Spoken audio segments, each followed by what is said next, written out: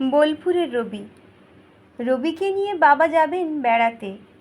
সে যাবে হিমালয় পাহাড়ে, পথে দিন কয়েক থাকবে বোলপুরে। রবি খুব খুশি, বাইরে যায়নি সে কখনো, বয়স তার 11 বছর। রেলগাড়ি চড়ে যেতে হবে, সে শুনেছে রেলে চড়া খুব কঠিন, খুব তাড়াতাড়ি গাড়িতে উঠতে হয়, নইলে পা ফসকে যায়। গাড়িতে চেপে বসতে হয়, নইলে ছিটকে পড়ে যেতে হয়। রবির মনে ভয় হয়। রবি বাবার সাথে রেলে চড়ল, পা ফসকে গেল না, ছিটকে পড়ল না সে।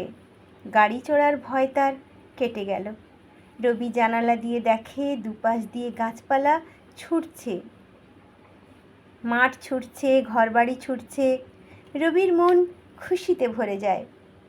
রবি বোলপুরে এলো। এখানে চারিদিকে খালি মাঠ, লাল মাটি, কাঁকর আর নুড়িতে ভরা, মাঝে মাঝে ঢিবি আর খাদ, মাঝে মাঝে ছোটোখাটো গাছ। রবি সারাদিন ঘুরে বেড়ায়, নুড়ি কুড়োয়, নুড়ি দিয়ে পাহাড় বানায়।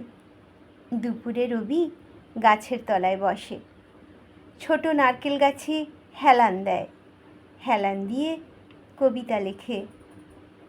এক খাতা কবিতা সে লিখে ফেলে।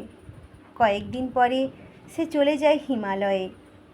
কবিতা লিখতে লিখতে রবি বড় হলো। রবি হলেন সকলের আদরের রবি ঠাকুর। সামনে 25শে বৈশাখ। রবি ঠাকুরের চরণে আমার শতকোটি প্রণাম।